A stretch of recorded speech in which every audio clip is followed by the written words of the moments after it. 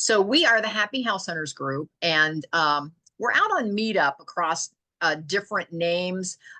We do also short-term rentals. We talk about short-term rentals. Sometimes we actually get to interview someone that has like an Airbnb for folks that want to get involved with short-term. But we mostly talk about long-term. We go through the 6 F's of real estate, because I am a firm believer, even if you're going to do short-term, that you have to have an exit strategy.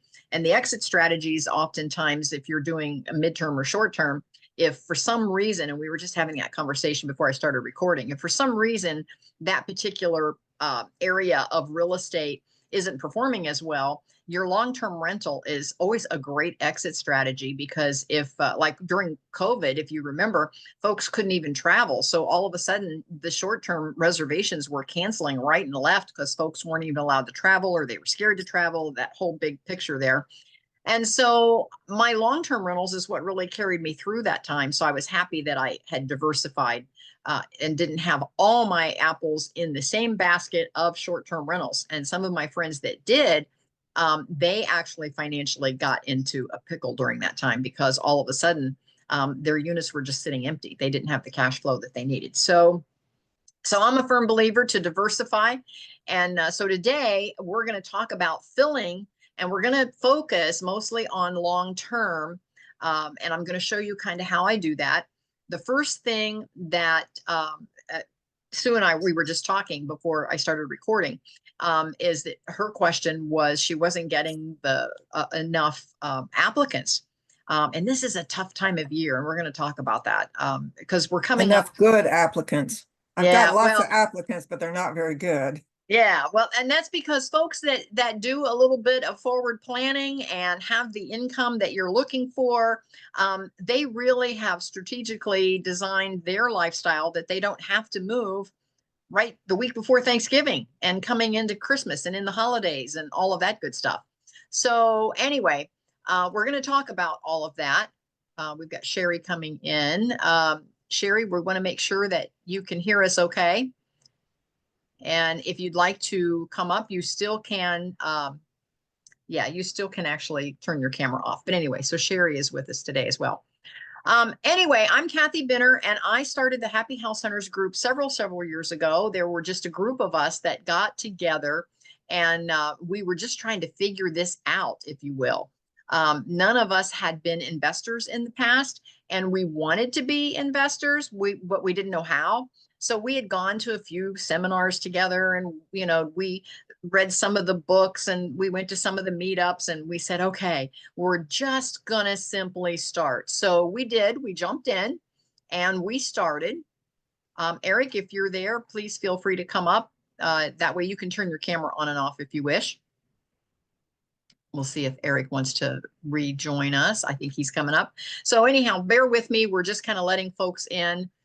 We have 7 of us so far, so we're all good. Good afternoon. Yes, thank you for being with us. Of course, of course. I'm sorry? I said, of course, absolutely. Thank you.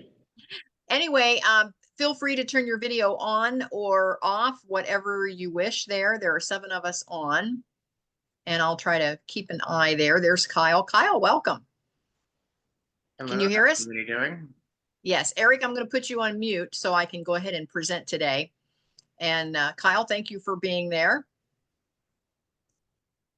So anyway, I'm Kathy Benner. I started the Happy House Hunters group. And so through the years, we did decide to pull the trigger, if you will, and we started investing. And I am now up to 28 doors. And I was just sharing before we started recording, my 28 doors is a combination of some commercial, some residential. I have long-term, mid-term, short-term, and therefore that diversifies me depending on what the market does. I want to go around briefly and see how many units everybody else has. Chris, share with the group again what it is that you do and how many units that you have. We buy distressed apartment complexes and resorts, rehab them, and make them into nice homes. I just a little under 600. So. Yeah. So wow. Now he's built this business out. How old were you when you started this? 46. Okay, okay. I was in my 40s as well. I think everything kind of comes together in your 40s. I think you have enough life experiences that you can start making some good choices, but yet you see, retirement coming at you fast. And so you realize that you have to do something or something The different. main thing too is to start big. It does not, real estate does not make sense to start small. There's too many variables that can go wrong. So like you got to start big. And people, when I say that, people, flip out. But like say if you need a new roof for a single family house, right? Say for Mhm. instance, that's your profit for a year, maybe a year and a half, maybe sometimes longer now. So with a complex, it's just a math equation. It's not going to wipe out your cash flow. I get that. I certainly get that. But a lot of folks, they're just so risk adverse that just Or scares if you're them. risk adverse, then you just put the numbers down on, and it's a numbers game. So it's really makes it so that if you're risk averse, then bigger is better, because that is, you're mitigating your risks tenfold, right? Yeah. And you're passing stress tests too. I So, I understand the math behind all of that, but we have a lot of investors that just can't visualize themselves in that realm. But thank you for being with us today. I appreciate you sharing. And there are those in our group that are in that realm, but there are many that are not, that just have one or two rentals, and they're kind of struggling. And so those are the folks I want to talk to today. the reason why they're struggling is, just so you know, the average house to fill up, say if you have a single family home, the average time to fill that home is 3 months. So the average time to fill up an apartment is anywhere from 17 to 15 days. Wow. And why is So it so much faster for an apartment? because usually you have a team of experts that are working on it. They're not mom and pops that are just, summarizing. You're taking a big part of your wealth, right? And you're gambling if you're doing it in a smaller way. So when you do that, you want to professionalize your systems and process and put the people in place to do that. So that's why I learned the hard way. So like that's why I'm telling you all this. So it just makes you can make your money work way harder and quicker and pass a bunch of stress tests and mitigate your risks faster. So Because you have the cash flow to do it. well, because then you team up with people or buy into a syndication or buy into a thing. You want to stress test. You can buy a single family home, say for like $100,000, right? And then by the time you save up to buy another one, it could take you out X amount of years, right? If you go into an apartment complex, that deal's going to probably be around 5 to 7 years in length, right? And you double your money and mostly tax free. So you do that deal all day long. But again, you have to be able to wrap your mind around that size of a deal. And I don't know that that is the bulk of our audience today. So I do want to talk to those that are not in that realm. But Chris, thank you so much for sharing. Sure. Sue, tell us a little bit about you, how many doors you have, and what you're doing. We have 7 single-family homes and 1 commercial building. We're full with rent except for one that I'm advertising right now on Zillow, and that's the one I'm not getting very good candidates yet. So anyway, interested to hear what you have to say today. Okay, perfect, perfect. We've got Christy and Sherry listening in, and so Kyle, how about you? Share with us what you do, and Kyle is also my co-host, my co-mod, and so Chris, share with us today.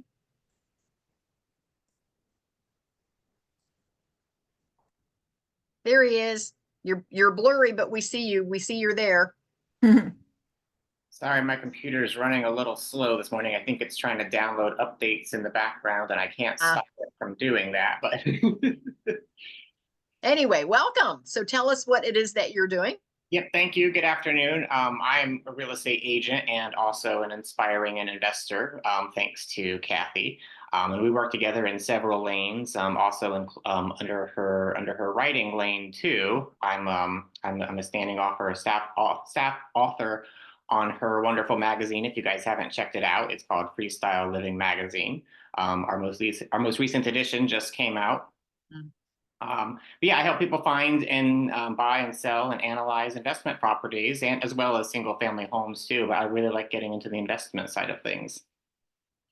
Very good. And you have your first investment already. And so you're just getting started. Am I correct?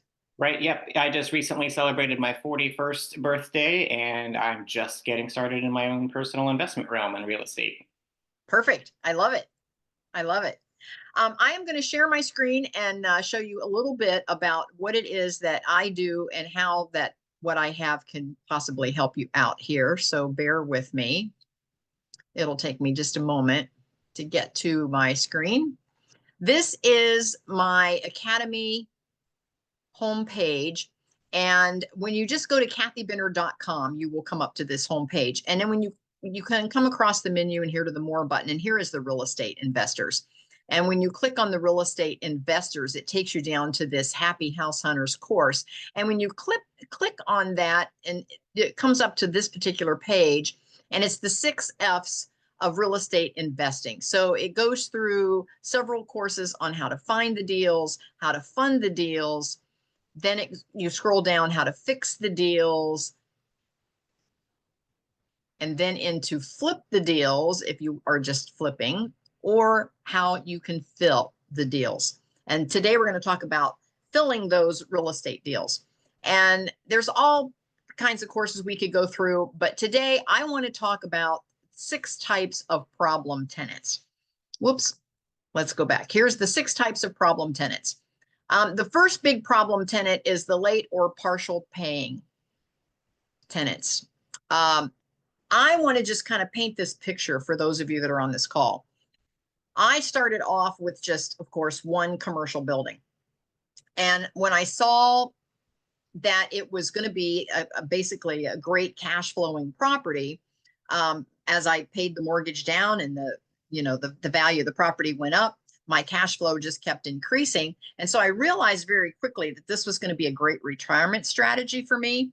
And so being in the salon industry, for those of you that know me personally, I was in the salon industry for 25 years.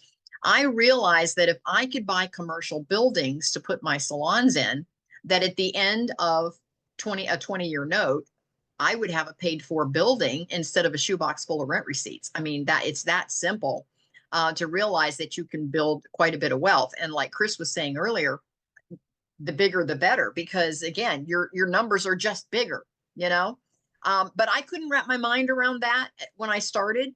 I was very risk adverse, and I didn't understand that bigger was better at that point. So I started very small with just one building, and I was pretty darn proud of myself that I did one commercial building. But I did end up purchasing and leveraging the first building for the second, and then the third and fourth and fifth. And I did end up retiring from my salon industry, my salon business, with 5 paid for commercial buildings.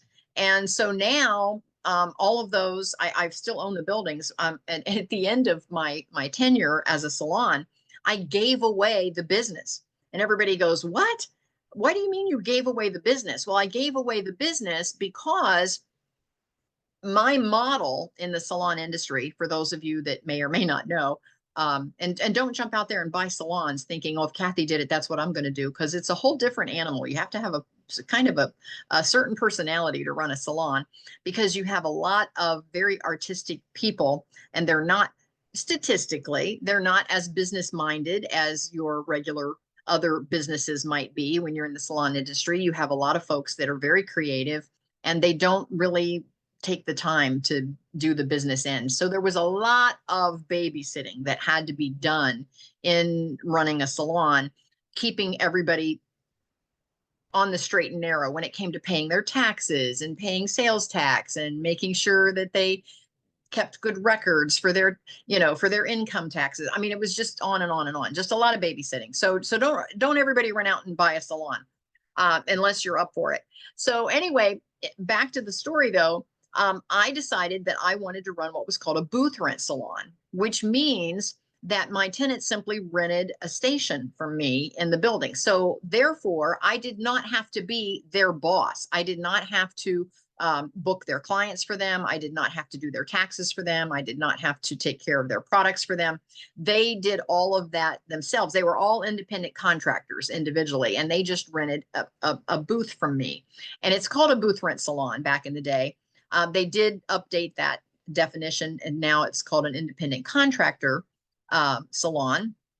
And so what I did is I was buying these houses because I would go into an older part of a little town or city, and I would buy a house on a street that had turned commercial. So many of you, you can picture this. If you go into downtowns of all these little cities, you see where the houses that used to be residential are now like a little bookstore, a little coffee shop, or whatever.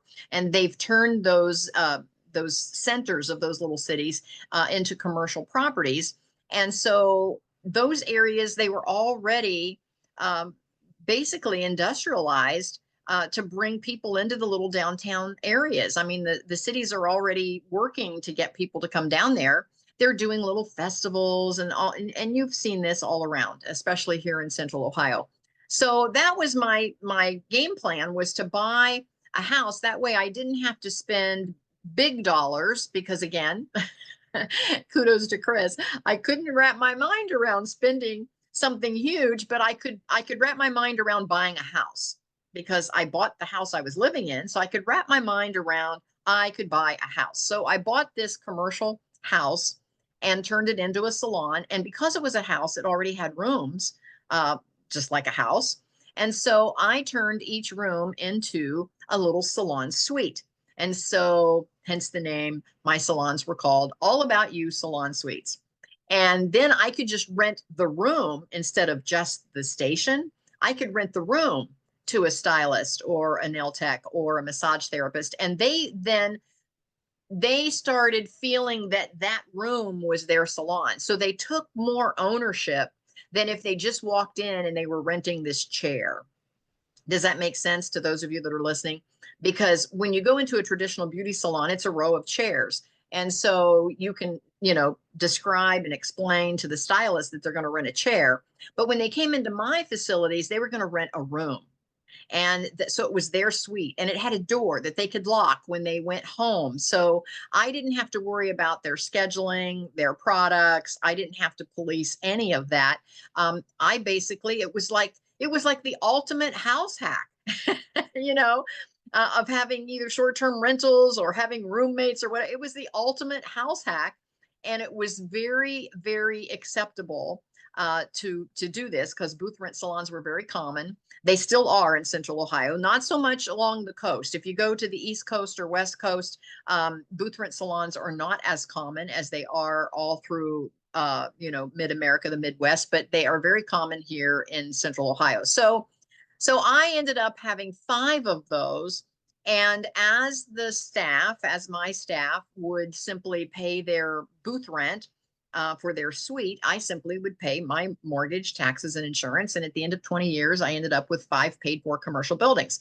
However, I didn't have any employees, so I didn't have to worry about any workers' comp or any withholdings, because I didn't have any employees. They were all independent contractors. They were all renting a space from me. So I was the landlord from day one. And so I really didn't own their clients. The only thing I owned was used salon equipment. But the salon was functioning as a going concern.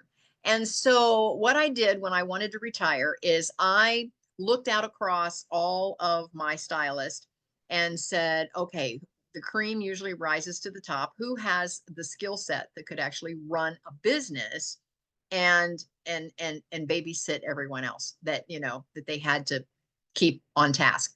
So once I determined who that person was, I simply pulled them aside and quietly said, would you be interested in owning a salon? Well, of course, 100% of all 5 of my buildings, that person was like, yeah, I've always thought I wanted to own a salon.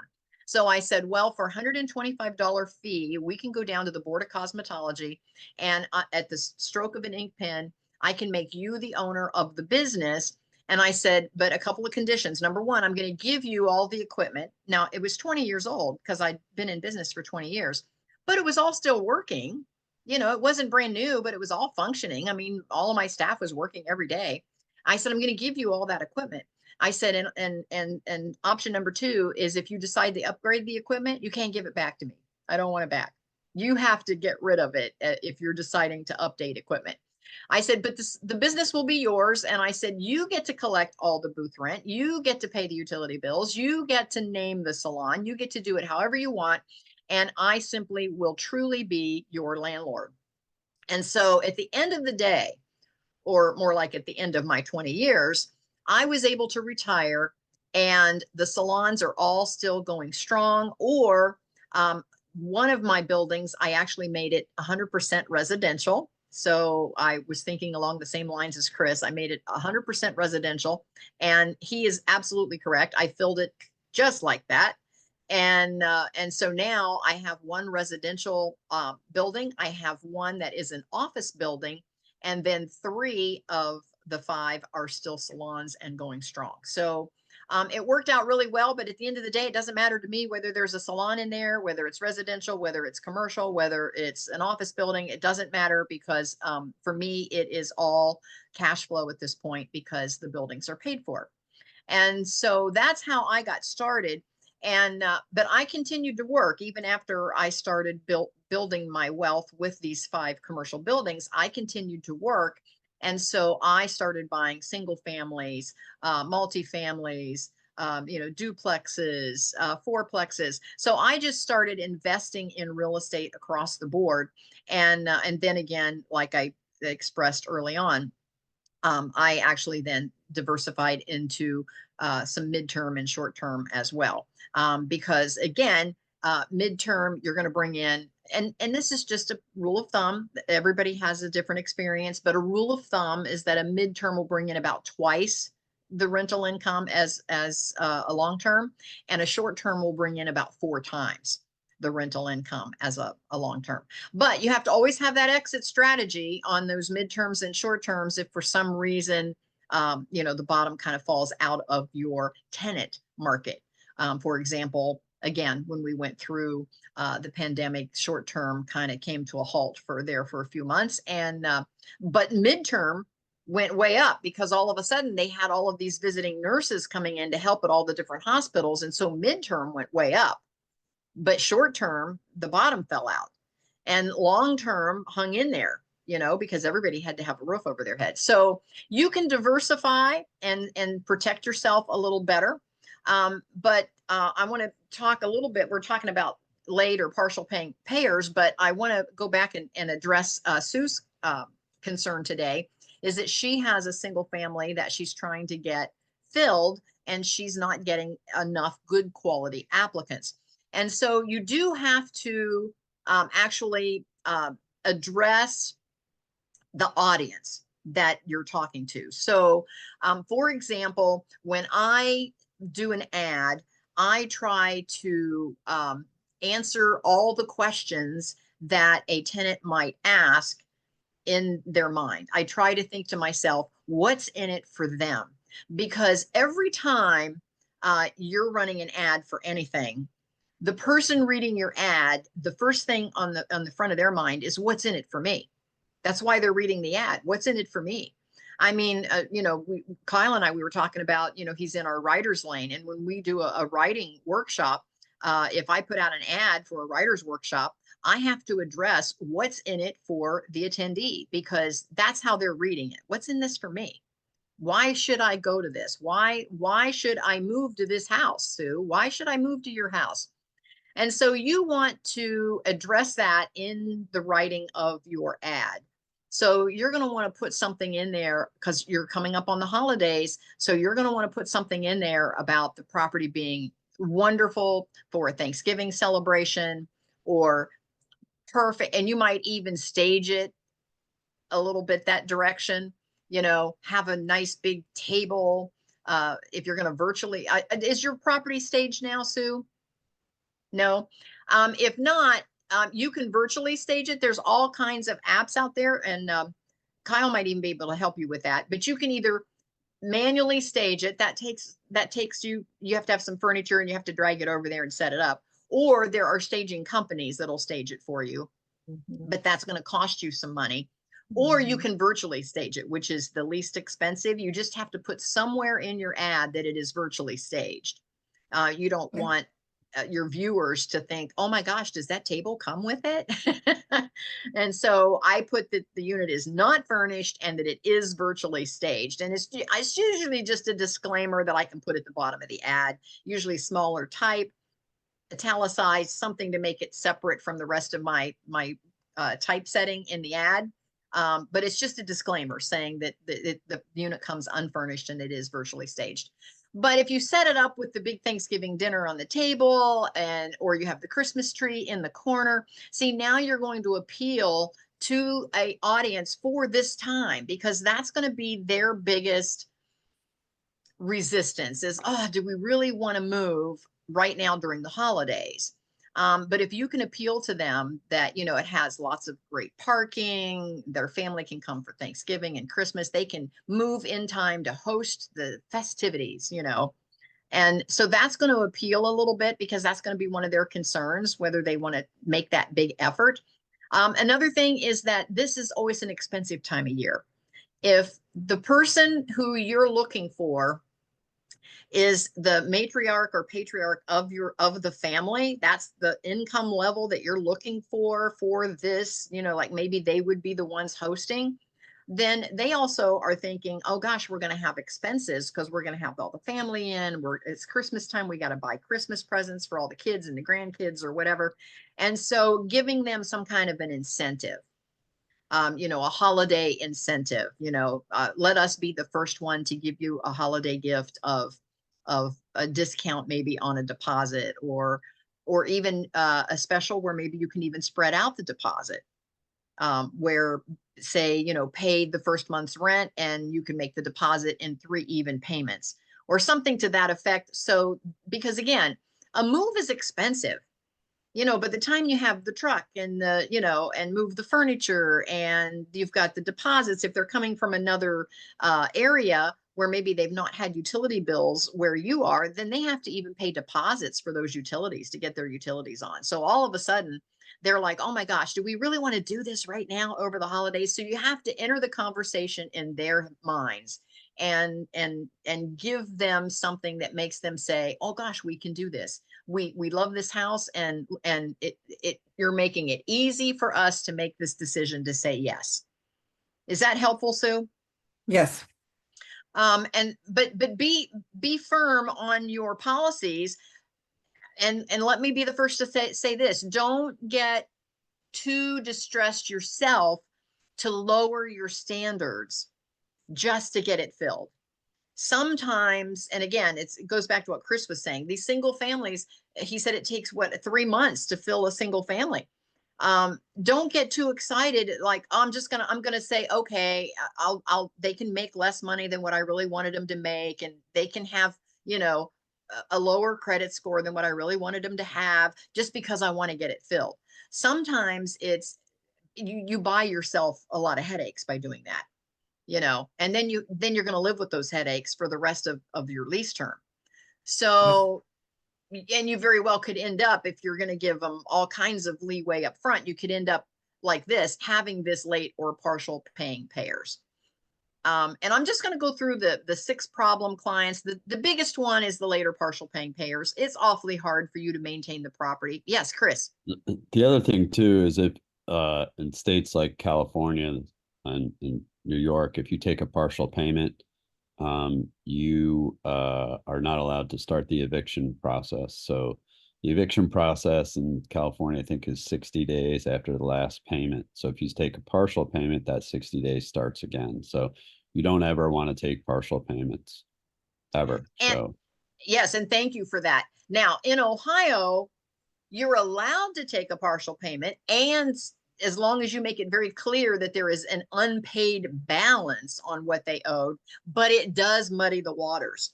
So like Chris was saying, even though in Ohio you can, I prefer not to. And I think Sue and I was just having this conversation maybe last month too, is we're self-managing, and we are using a software program called Inago. And in Inago, and very similar to Buildium and a lot of those others, programs. There's a ton of them out there, but we chose Inago, and inside Inago, there is a checkbox that you can check where you can accept a partial payment or not. I make sure that is checked off, that I do not accept partial payments for that reason. And that way, if someone is struggling, I feel, and again, back to Chris's point, I have enough doors now. It's awfully hard to do this when you only have one, because you're like, oh, you're rented or you're not. You're paying your bills or you're not. I mean, you don't have a lot of room in there, a cash flow, because your bills are still due, especially if you have a note on that property. Your bills are still due, even if you're not getting the rent. So you're like, oh, let me milk them along. Let me try to get whatever they can pay, and I'll work with them. And after a while, that's exhausting. That is just so exhausting. But the more units you have where the cash flow is coming in, then the less you have to really get down into the weeds with each of these individuals. And so my suggestion is to turn off that partial payment. I would rather help them find a unit they can afford, so that I can find someone who can afford my unit, and then it's a win-win. That way, that is, you're not solving their problem by dragging them along. Because once you start dragging them along, you're chasing that rent every few days, and they don't want to run from you any more than you want to chase them. And so all of a sudden, you're not doing them a favor either. The biggest favor you could do for them is to say, go find a unit that you can afford. Go move somewhere cheaper. You might have to make some sacrifices as a tenant to find someplace cheaper. I know you love my house, but go find something you can afford, and take that pressure off, because it doesn't do them any favors to be racking up all these late fees and all. It really is not. You're doing them a much bigger service by allowing them out of the lease and just letting them go find a place they can afford. And it's a lot less headaches for you. So again, I'm firm on my late and partial payers. I'm just very firm on that. And Inago helps me be firm. And then again, I kind of want to paint this picture for some of the folks that are listening in. On Inago, not only do I set it up as a business under, and again, I'm not a licensed realtor, and Kyle can tell you that if you're going to be a property manager, if you call yourself property management, if you're managing more than your own property, you have to, have the real estate license in Ohio and the broker's license and under a broker and all that. And so I don't call myself a property manager, like property management, and I only manage my own. But I am a housing provider, and I do set it up as a business. So mine is under Kathy Benner Companies, and I'm going to jump over and just show you what that looks like. Mine is just a one-page website. And again, you want it to look like a business. And so mine is just under Kathy Benner Companies, rental investments. And when you scroll down, the first thing, we pride ourselves in being a non-smoking, non-vaping housing provider. I put that right at the top because smoke can damage a lot of your units. So I try to head that off at the very beginning. Animals is a different story because of all of the the support animals, the emotional support animals, and the service animals. And so I do have another whole policy for that. I don't have any long-term rentals currently available. All of mine are rented at the moment. But then you scroll down, I do have a conference room you can rent. It talks a little bit about what I do. I have, again, long-term, mid-term, short-term. It gives a little bit of history, and then my commercial. And here's one of those houses that I had converted early on into a salon. It is now an actual office building, and it's called the Gerald Frederick Suites, and it is an office building. And I have a waiting list of folks that want in there. I now have a waiting list of about 5 businesses that are on my list that want a suite in there as soon as one comes available. And so again, once you develop that as a business and people look to you as a business, you will start to get a waiting list of people that want your units. And you can avoid a lot of these hassles of non-payers, because if you've got a non-payer, as soon as you get them out of there and can get the unit ready, you've got somebody else that's ready to move right in. They've already been qualified. But here's what I recommend. if you're just a little mom and pop business and you want to run it more like a business and not have your tenants taking you over the hurdles every month, then have an advisory board. Now, your advisory board can be the folks that you normally go to for advice. I use, my real estate. Kyle's on my advisory board. He's my realtor. He's my real estate agent. I have my insurance guy is on my advisory board. I have a couple of contractors on my advisory board, and you can click through on my advisory board. And Chris, kudos to you for building a team. I'm at the very beginning stages of building my team, but here is my advisory board, and you can scroll down and see everybody that is on my advisory board. And so they show up right here. So if your tenants, look to you and go, really, does she really have an advisory board? Yes, I do. And they can actually see the advisory board. So I don't know if that's helpful or not, but then I also am building a staff. And so I can then click on the staff. Now, here is what helps since I am an owner. I have a staff. I have an executive assistant. I have an administrative assistant. Then I have a maintenance supervisor. I have a housekeeping manager. And then I have a couple of support specialists and an intern. And they can kind of do, all of the busy work. So I'm just now starting to build a team. But what happens is this gal right here, Lucy Parker, she is a virtual administrative assistant. She actually does not live very close to me. And she lives over around the Springfield area. And she is the one that responds inside Inago to all of my tenant inquiries.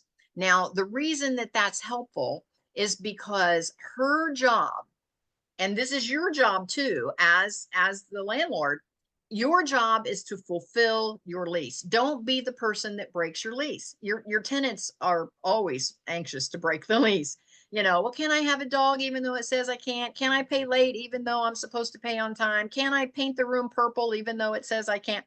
Your job is to fulfill your lease. Don't break your lease because your tenant is always pushing you to break the lease. So I have Lucy, and Lucy, all she does is reaffirm the lease.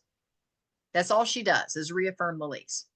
So a request comes in on Inago, and Lucy can respond and say on this page, this paragraph, blah, blah, blah, this is, what you agreed to in the lease. But she can soften that up a little bit. And the way I've trained her is I want her, to be good cop, bad cop. The advisory board is always my bad cop. The advisory board is always my bad cop. Lucy is my good cop. Lucy can say, oh, I think that sounds wonderful, but let me check with the advisory board. And then she comes back and says, I checked with the advisory board and they're upholding the lease that says blah, blah, blah, blah. And the tenants are like, oh, thank you so much for checking. We just needed to know. And what it does is it takes all of that emotional process off of you, because Lucy does not have any money in the game. I do. So all of a sudden, if I'm a brand new investor and I only have 1 or 2 units, and all of a sudden my tenant is like, oh, can I pay late? I'm like, what do you mean pay late? I've got a mortgage I got to pay here in a month, and I was counting on your rent to pay the mortgage and the insurance and the taxes. And then, and like Chris said, and your house is going to need a new roof, and it's going to wipe out, a whole year of my profit or more. And all of a sudden I'm too invested in the game. I'm too deep in the finances, and it's too crucial for me to get that rent that all of a sudden now I'm dragging them along because I don't want them to move out, because I know if I have to flip it, it's back to Chris. It's going to take those 3 months to get it filled again. And all of a sudden I've got to go in and maybe, change out floor coverings and paint. And I was just worried that I was going to not pay the mortgage this month. And now all of a sudden I've got a big ticket of a flip coming up if they move out. So now I'm dragging them along. Okay, whatever you can pay, is fine. Just don't move. And your tenants sense that. They feel that. And so once they take advantage of that, that can just go on and on and on. And so again, no matter how well you've protected yourself, you still have to always deal with how you're going to handle late or partial payers. And that's an area that I want to say to you, do not lower your standards there. You have to, the best advice is you have to be firm no matter how nice of a person you are. And this is where most of the horror stories come in from, oh, Uncle Joe used to have rentals and I'm never going to have any because I remember he just had to chase the rent all the time, and I don't want all that stress. Well, you can eliminate that stress by just not letting your tenants be partial payers. And a NAGO can help you, and your advisory board, and having an admin assistant. All of that can help you stick to your guns. Okay, so don't get sucked into that. Okay, number 2 is wrecking balls. Oh, how many of us have had a unit that when they move out, the place is trashed, and all of a sudden, whoo. So again, it happens all over the place at all different levels. And no matter how well you screen the tenant at the front end, you never know over time what's going to happen on the back end. The boyfriend moves in and he's a hoarder or a job, I mean, all kinds of things can happen there. And so the only way that you can stay on top of that is to have normal inspection times. We were doing twice a year. We went to 4 times a year. So 4 times a year, we want to be inside that unit. And the way that we get inside the unit, and it's built right into my lease, is that we will do quarterly inspections and with the intent of changing out air filters in furnace units, making sure that any air units are clear of debris, and double checking batteries in smoke detectors and carbon monoxide detectors. And we just put that on our maintenance list, and our maintenance team, Lucy again, just sends out a notice that says we're going to be doing quarterly inspections and please expect someone to be inside your unit on these dates. And it's written right into the lease and agreed to at the beginning when they sign the lease. And that gets us in there. So when we're in there, then we're looking for that, do they have stuff piled up? Like I had one unit, we bought and like Chris, we buy the distressed units that are totally distressed, and then we bring them up to clean, beautiful, safe housing. And we had one that the whole basement had been underwater. So we put in all new mechanicals and then, did the whole sump pump and made sure that the basement was dry and that there was no mold. And as a matter of fact, I bought the house for my mom so that she could live closer to me when I needed to take care of her in her final days. And so I didn't want any mold or anything in that house. So we did we really did that house really well. And after she passed, then I kept the house as a rental unit. And so when we went in last to do our quarterly inspection, discovered that the guy was a little sloppy with his laundry, and there were socks over top the sump pump, and it had burned up the sump pump. And all of a sudden now that basement was getting wet. He was complaining about the basement getting wet. And the problem is it was his laundry that had gone into the sump well and had burned up the sump pump. Now, had we known that earlier, we could have fixed it earlier, but we fixed it as soon as we did know it. And so one of the things that we did is, of course, we had to replace the sump pump, which wasn't all that expensive because the well was already there. But we ended up putting a cage over top of it. And that eliminated his laundry from going down into the sump pump. Because again, I could fuss at him all day long to keep his laundry off the floor, but unless I'm going to go over there every day and and police that, how am I going to enforce that? So again, with our maintenance team, we said, what can we do to eliminate this issue? And the answer was to put some sort of a cage. Now, eventually, if it gets enough laundry on top of the cage, it's going to still do that. But at least it was going to keep the socks from getting sucked into the actual sump pump. Does that make sense? So you have to get in there so that you can see what's going wrong so that you can come up with a fix. Another one is host to all. With Airbnbs being so popular, you've got a lot of folks, especially in the Columbus area, that the Columbus, Ohio allows arbitrage, and arbitrage means that you do not have to own or live in the property to have a residential Airbnb.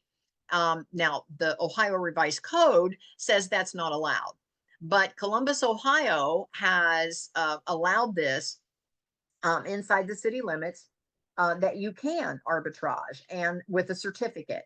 But the certificate is just an application that you send in, and then you pick up your certificate and you're good to go. So there's not any real teeth in the certificate as far as them coming out and inspecting your properties. And so it's up to you. Number one, you have to make your lease very clear whether you're going to allow your tenants to sublet the property, or else they could turn it into an Airbnb. So that you should address that in your lease, whether you're going to allow that or not. And so mine, I definitely have written out that that's not allowed. But if somebody comes to me and says, I want to arbitrage your property, I can always write an amendment to the actual lease that says on this one, I'm going to give them permission if I so choose to do that. So I can still do that if I want. But you also have to be careful about house guests, maybe a friend crashing on the couch, and all of a sudden you don't know anything about them. Or what I have more than not is where I rent to a single female with a couple of children, and she qualifies and everything's good and it's all going along fine. And then all of a sudden I realize that her boyfriend has moved in, and then he's brought with him, his 3 kids on the weekends.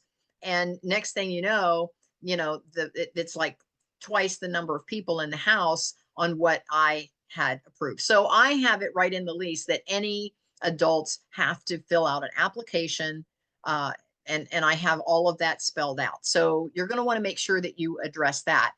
The whiners, you get the folks that all of a sudden, and sometimes it's just a misunderstanding. All of a sudden, they're telling you every little thing. Oh, I found a scratch. Oh, I found a crack in the drywall. Oh, the door sticks. Oh, the faucet drips. I mean, it's just on and on and on and on and on and on and on. Even things that maybe they're supposed to take care of in your lease, but they're calling you about.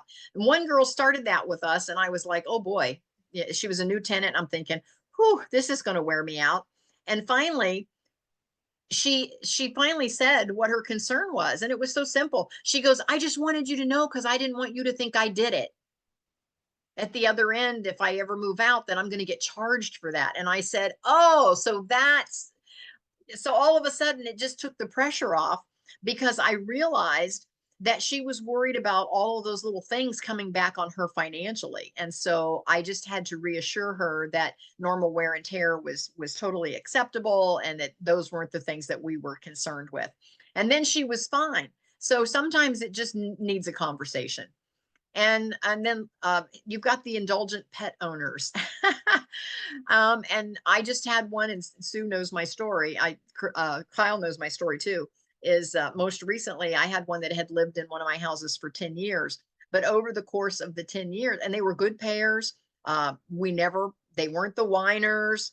Anytime anything needed fixed, the husband was a little handy. He would just go ahead and fix it. And so we were like, this is pretty cool. And so we collected a little over $100,000 during the course of that time frame. But when they called and said, hey, we bought a house and we're moving, and thank you so much for letting us live here, but now we bought a house. When we went in, we realized that somewhere in the course of that 10 years, they decided that a good business venture for them would be to breed dogs.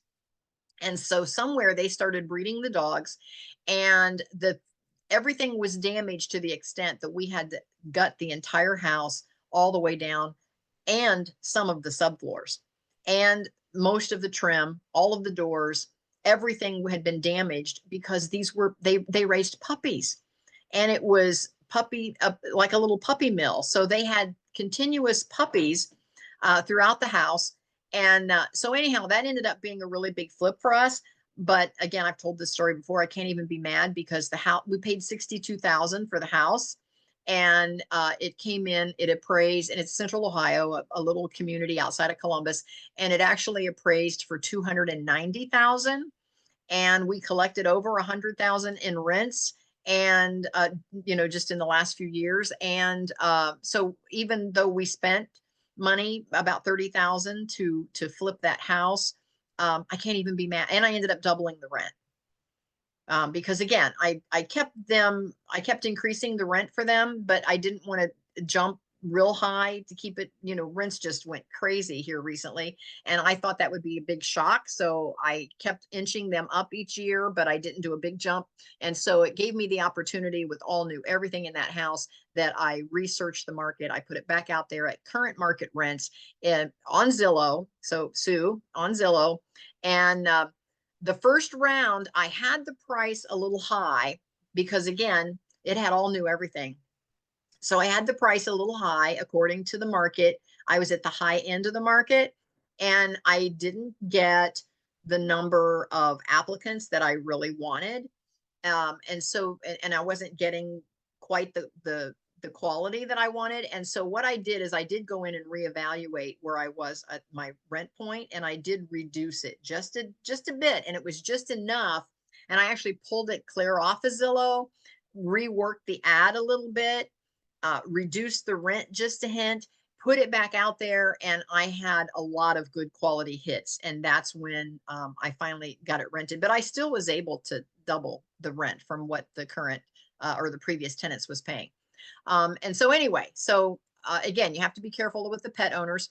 And then of course you have the lawbreakers. If you find out somebody's illegally growing marijuana or selling something that they're not supposed to be selling, or working on cars in the garage for a fee or whatever that's against your rules, your policies, whatever.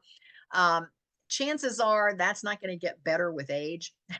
Chances are, if they're willing to break the law, it just depends on what else they're willing to do. And so with folks like that, I usually make sure that I either get to the end of that lease and then give them a 30-day non-renewal, depending on how severe the legality is. But I just know that over time, that's not going to get better. So when the going gets rough, you want them to get going. And so that's how you can take some action with those folks. Again, eviction is not my first response. My first response is if they're on a month to month, which I'm hoping I've gotten through that first year. And if they're on a month to month, I usually just give them a 30-day notice that we're non-renewing them. And then I try to just kind of stay out of the communication. I let Lucy handle it from there. And I do all my communication through Inago so that there is a record of all of that correspondence, any emails, text messages, all of it is there. And then at the end of the day, if they move on and there is damage done that exceeds their deposit, then you have to make a decision. Are you going to file some sort of a claim against them? Are you going to send them to collections? And so just recently, I decided I was going to start using a company called Fabco. I don't know, Chris, if you've heard of Fabco, but Fabco is nationwide, and they are simply a collection agency for real estate. And so if you have all of your records, which is your lease, a signed application, a signed lease agreement, your deposit letter on how much damages you're asking for, and pictures to show the before and after, you can just upload that right online through Fabco, and they will go through all of the legalities of doing collections on that person. And if they don't get a response, at some point they will come back to you and say, do you want us to file this in court? Do you want to turn it legal and actually get this attached to their public record? And you have the choice whether you want to do that or not, but it is an option, and it's free to the landlord for them to pursue it. If they collect, you agree in a contract with them. If Fabco can collect, then you get 60% of the collection and they get 40% of the collection for all their trouble. And so in my opinion, that was better than getting 0%. And so I do now, as part of our strategy, we do after 30 or 60 days of that deposit letter, we do upload everything into Fabco and turn them over to collections. And we make that very clear in our deposit letter that anything that's not paid will go to collections. And sometimes that's enough that they pay it. But if not, we let it go to collections. And then if not, I haven't had any that have gone the full cycle yet to where I had to decide whether I was going to file in claims court or not. So that's still to be decided. And I've got 2 right now that are in Fabco. So we'll see how that goes. Anyway, that is what I wanted to talk about today. I see here it's, oh, Jen, thank you. Can you hear us okay? When my screen is shared, I can't see who comes in. I see that you're there. Are you still with us, Jen?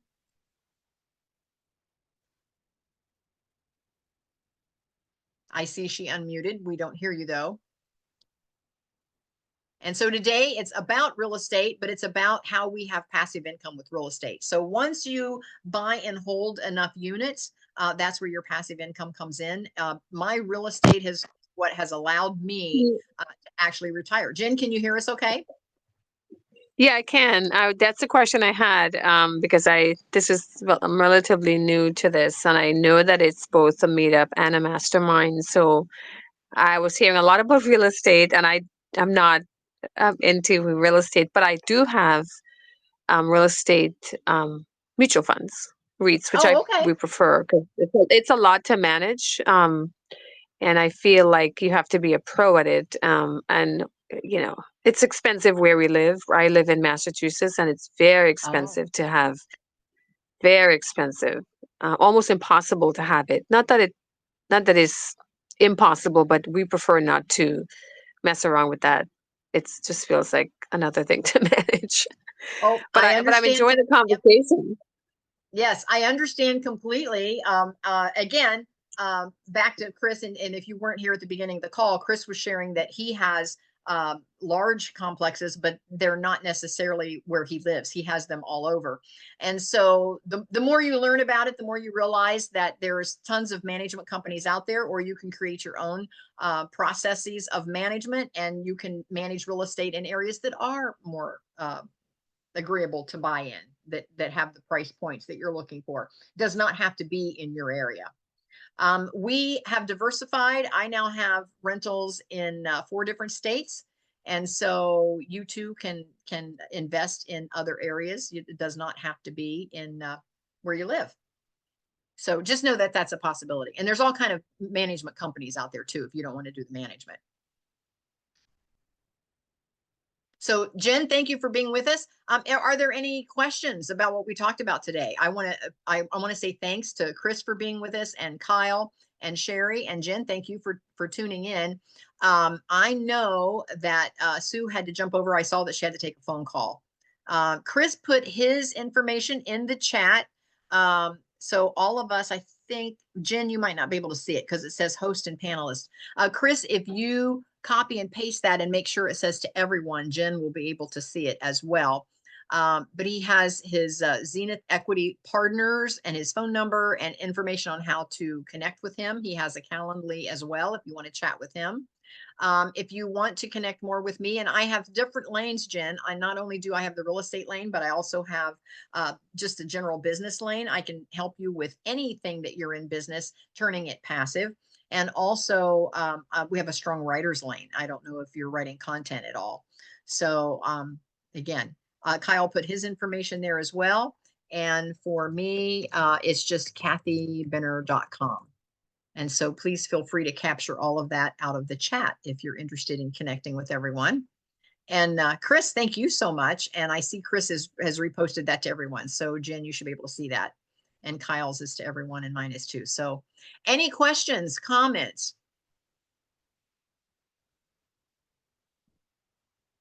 Chris, any last comments? Yeah, you know what I would do too is we do background checks on all of our residents.